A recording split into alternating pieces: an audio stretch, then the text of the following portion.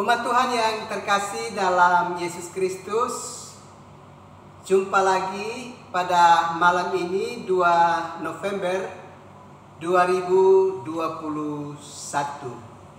Kita sudah menerima malam pemberian Tuhan, dan sebelum kita beristirahat, baiklah kita ada di hadirat Tuhan untuk mendengarkan kebenaran firman-Nya. Mari kita berdoa. Terpujilah namamu, ya Bapa, Anak, dan Roh Kudus, yang dalam kesetiaannya memberi kehidupan kepada kami umat-Mu. Bapa sudah karuniakan malam pemberian kepada kami, dan sebelum kami beristirahat, kami mau mendengarkan kebenaran firman-Mu. Karena itu, berkatilah kami sekalian. Demi Kristus yang adalah firman yang hidup itu, kami berdoa. Amin. Umat Tuhan yang terkasih, kita mendengarkan kebenaran firman Allah dalam kitab Mazmur pasalnya yang ke-10, ayatnya yang ke-4. Beginilah bunyi firman Allah. Kata orang fasik itu dengan batang hidungnya ke atas, Allah tidak akan menuntut. Tidak ada Allah, itulah seluruh pikirannya. Umat Tuhan yang terkasih di dalam Yesus Kristus, kita sudah berada di tengah-tengah satu dunia yang mengalami perkembangan yang begitu luar biasa.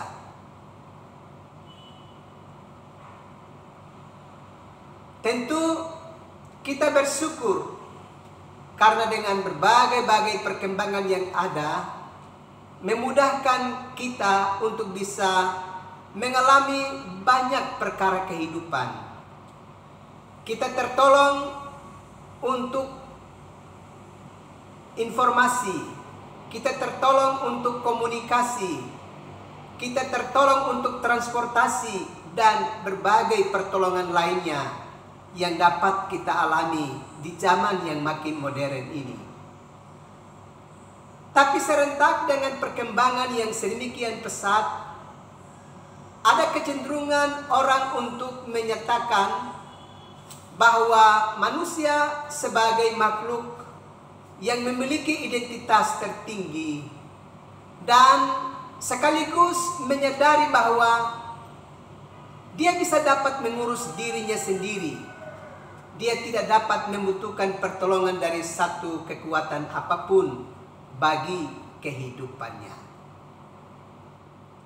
Tentu dengan pernyataan yang demikian, manusia sedang merasa bahwa dirinya mampu melakukan banyak hal untuk kelangsungan hidupnya di muka bumi ini, tanpa harus ada pertolongan dari pihak lain, dari satu kekuatan yang supranatural untuk bisa menolong dan memberkati dan menopang hari-hari hidupnya. Tapi kita harus ingat bahwa jauh sebelum perkembangan ini kita alami, Allah sudah berfirman di dalam kitab Ulangan pasalnya yang ke-30, ayatnya yang ke-5, bahwa anak-anak yang lahir kemudian itu akan mengalami kehidupan yang jauh lebih hebat daripada nenek moyang mereka. Ini artinya apa?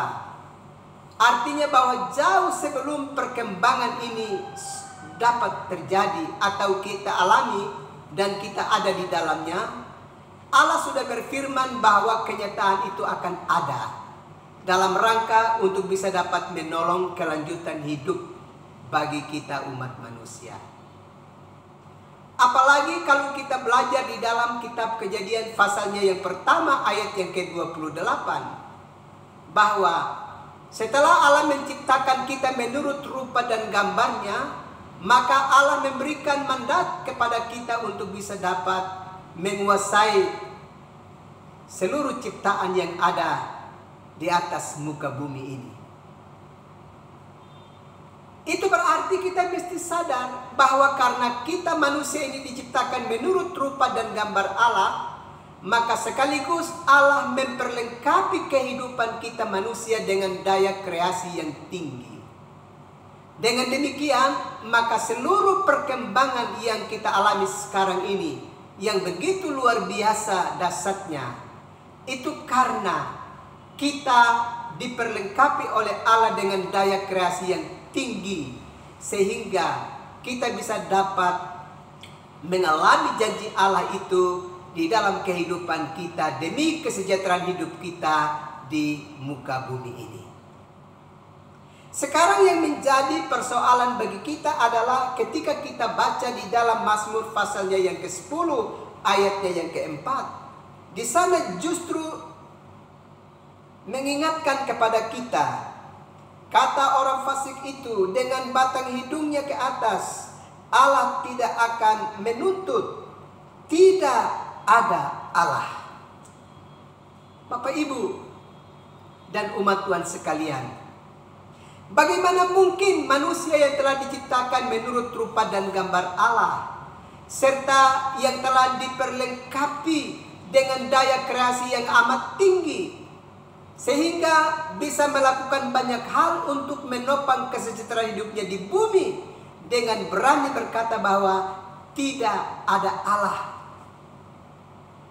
di tengah-tengah kehidupannya, di mana dia hidup di bumi ini.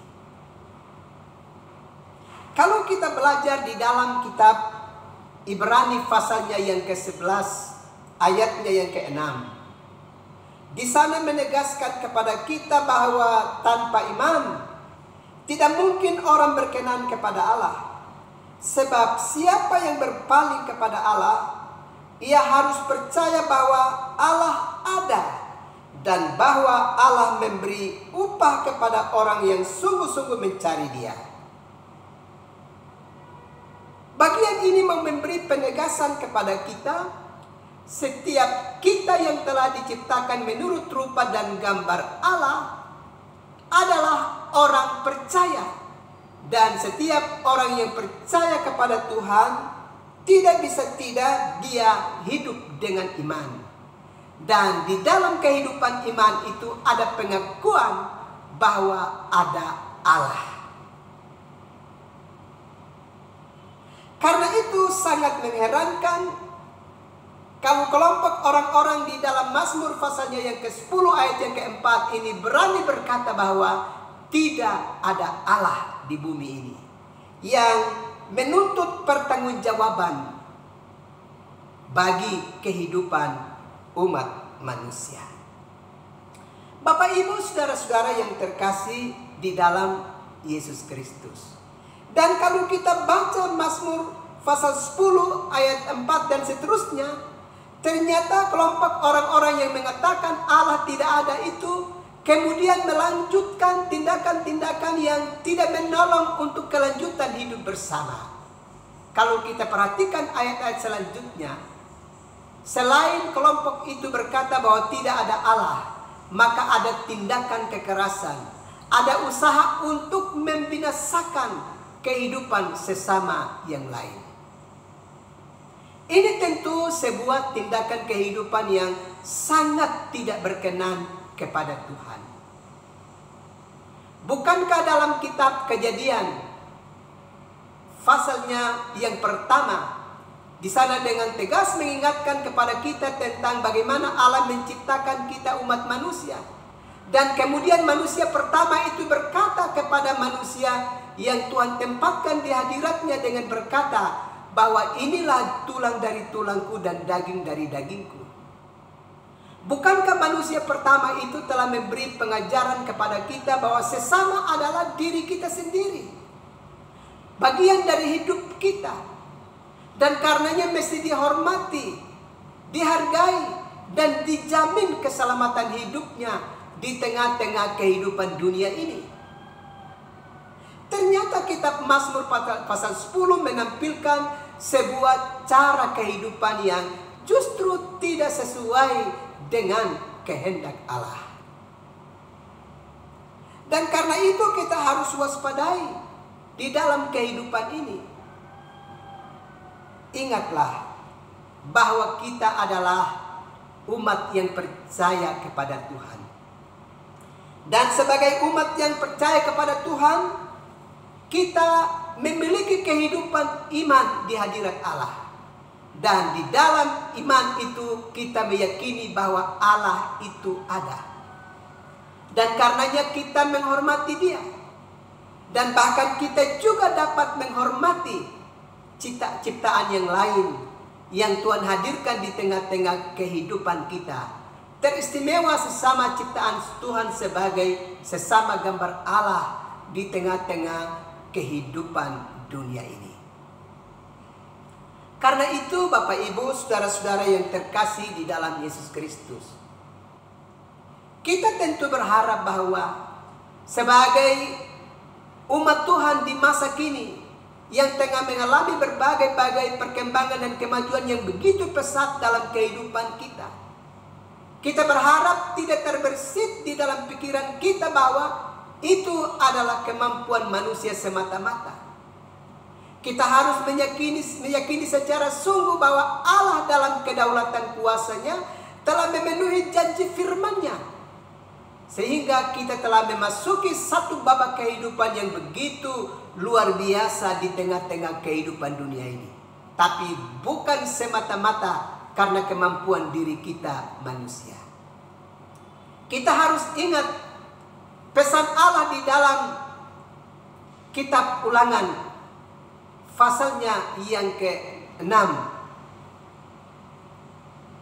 ayatnya yang ke-10 sampai dengan ayatnya yang ke-11 dengan tegas mengingatkan bahwa jika kita sudah mengalami hari-hari hidup yang luar biasa dan rumah-rumah kita penuh dengan barang-barang yang baik, jangan sampai kita melupakan Tuhan Allah kita. Apalagi kalau kelompok dalam Mazmur 10 ayat yang ke-4 tadi berani berkata, tidak ada Tuhan. Sekali lagi, jangan kita terjebak dengan berbagai-bagai perkembangan dunia dan kemudian kita menyombongkan diri kita dalam rasa angkuh kita yang begitu luar biasa dan berkata tidak ada Allah. Karena ternyata kita bisa dapat memenuhi kehidupan kita dengan banyak hal yang luar biasa. Benar bahwa manusia bisa melakukan banyak hal untuk memudahkan hidupnya dalam menguasai dunia ini. Tapi itu tidak berarti kemampuan itu datang dari diri manusia sendiri. Sesungguhnya Allah lah yang sedang memenuhi janji penyertaan-Nya bagi kehidupan kita umat manusia.